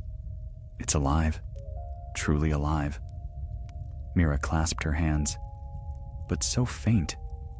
It's like it barely has a form. It doesn't, Alara said softly. Not yet. It's too young, too newly formed, and too fragile. Bram hesitated. Then that woman, she wants to use Alara to force its rebirth before it's ready. Alara nodded. Exactly. But a phoenix forced to rise is a phoenix destroyed. The three of them left the ancient glade, the stones watching silently from behind. As they made their way back toward the edge of the wood, the atmosphere shifted, lighter now, touched by the faint warmth of the phoenix spirit. But the forest did not forget. Shadows clung longer than they should. Roots seemed to reach subtly toward their footsteps. When they finally stepped into open sunlight, the weight of the wood lifted from their shoulders. Yet Alara did not feel relief. She felt watched. As they approached the castle grounds, Professor McGonagall strode toward them, her robes billowing, her expression unreadable. Without a word, she ushered them into her office again, sealing the door behind them with a flick of her wand. I felt a disturbance, she said immediately. Something old stirred in the forest. What happened? Alara recounted everything. The scorch marks, the ancient clearing, the standing stones, the cloaked woman, and her chilling words. She described the phoenix ash, the growing warmth of the ember, and the fleeting apparition of the phoenix spirit. When she finished, McGonagall stood in heavy silence, her jaw tight. That woman, she said at last, is no disciple of Voldemort, no common dark witch. She knew too much, far more than Corvin could ever have taught her. She said she preserved phoenix ash for decades, Mira whispered. And she knew my name, Alara added softly. McGonagall's expression hardened. I fear she belongs to a group far older and more secretive than modern dark wizards, seekers of primordial magics, those who believe the world should return to its earliest forms, when magic shaped civilization, not the other way around. Bram stiffened. A cult? A belief, McGonagall said grimly. One that has slumbered for centuries, but has never fully died. Their name has worn many forms throughout history, but always they chase the same thing, fire that cannot be extinguished. Alara felt the ember warm, protectively. Why me? She whispered. McGonagall looked at her with sorrow and pride. Because the phoenix spirit chose you, and those who covet power always seek the one chosen by it. Mira bit her lip. Professor, what do we do now? McGonagall stepped closer to Alara. The phoenix spirit will not be safe until it rises fully. Until then, its bond with you must strengthen, not weaken. You must learn to guide its growth. Alara's breath trembled. Guide it? How? You must return to the roots of its fire, McGonagall answered. To the places in Hogwarts where phoenix magic first took form. You must listen to it. Let it show you what it remembers. Alara nodded slowly. She could feel the phoenix ember respond. Quiet, steady, willing. But Bram asked the question they all feared. And the woman in the forest? She will come back, won't she? McGonagall's eyes darkened. Yes, she said. She will. And next time, she will not walk away so quietly. Alara swallowed hard. The ember pulsed, a spark of determination igniting within her. We'll be ready, she said quietly. McGonagall held her gaze. Then prepare yourselves, for the next step in this path may test your spirit far more than you expect. Alara inhaled deeply, feeling the warm flicker against her ribs. The phoenix was still rising, and shadows were rising with it. Night descended upon Hogwarts with a stillness unlike any the castle had known in centuries. It was not the peaceful hush of rest, nor the remnants of a storm past, but a poised quiet, as though the very air held its breath between two heartbeats. The renewed ward glimmered faintly in the highest towers, a soft golden sheen woven through every stone, every window pane, every shadow. Yet beneath that fragile calm, Alara felt the ember within her pulse with growing urgency. The phoenix was waking, not fully, not with fire and song, but with glimmers of memory, ancient echoes humming through her thoughts like soft notes of forgotten music. Each pulse radiated through her chest in waves that left her both breathless and steady, fragile and fortified. She lay in her dormitory bed, Bram and Mira asleep in the bunks nearby, the moonlight pouring through the window in silver ribbons. But Alara could not rest. The ember urged her onward, tugging gently, insistently, toward the heart of the castle once more. Finally she rose, pulling her cloak around her shoulders, and stepped quietly from the room. Yet she was not alone for long. Bram leaned against the wall outside the common room entrance, wand tucked behind his ear. "Thought you might try sneaking off," he said softly. Mira appeared beside him, hair hastily braided, eyes heavy with worry. "If the phoenix is calling you, you're not going alone." Alara hesitated. "I didn't want to risk you." "Too bad," Bram said firmly. "We're coming." Alara smiled faintly. She didn't argue. Together they slipped into the moonlit corridors, moving past sleeping portraits and silent armor stands. Hogwarts felt different beneath the night, a quiet giant, alert and listening. As they approached the headmistress's tower, A familiar presence emerged from the shadows. McGonagall stood waiting. "Ilara," she said, her voice gentle yet resolute. "I knew the Phoenix would summon you before long." Ilara bowed her head slightly. "It wants something deeper than before." McGonagall nodded. "The rebirth approaches. If the Phoenix rises successfully, the castle's strength will be greater than it has been in centuries. But if the rising falters..." She paused, letting the weight of her words settle. "We must guide it. And you three are the ones it has chosen to witness this moment." She turned toward the spiral stair that led downward, the hidden passage that opened onto the ward lattice chamber. Only this time, the door needed no prompting. It opened before them, warm golden light spilling out like sunlight over the horizon. The air grew warmer as they descended, magic thickening with every step. The hum of the ward lattice vibrated through the stone beneath their feet. The chamber glowed brighter than before, its once fractured sphere whole and magnificent, beating in pulses of deep flame gold. Ilara stepped forward, feeling the ember in her chest resonating with the great sphere's rhythm. "It's calling to you," Mira whispered. Ilara nodded. "And it wants to show me something." As they approached the lattice, golden light swelled and swirled. The stone floor beneath them rippled like water. Bram grabbed Mira's arm, startled, but Ilara did not step back. The phoenix ember flared, brilliant, warm, alive. Then the chamber dissolved around them, not violently, not with force, but with the gentle certainty of a dream settling into place. They stood now in an endless expanse of midnight sky. No walls, no floor, only a horizon scattered with embers floating like tiny stars. A warm breeze brushed their faces, carrying the scent of fire and wind, though no fire burned. Mira gasped. "What? Where are we?" "A memory," Ilara whispered. "The Phoenix's memory." Footsteps approached, soft, light, echoing across the sky.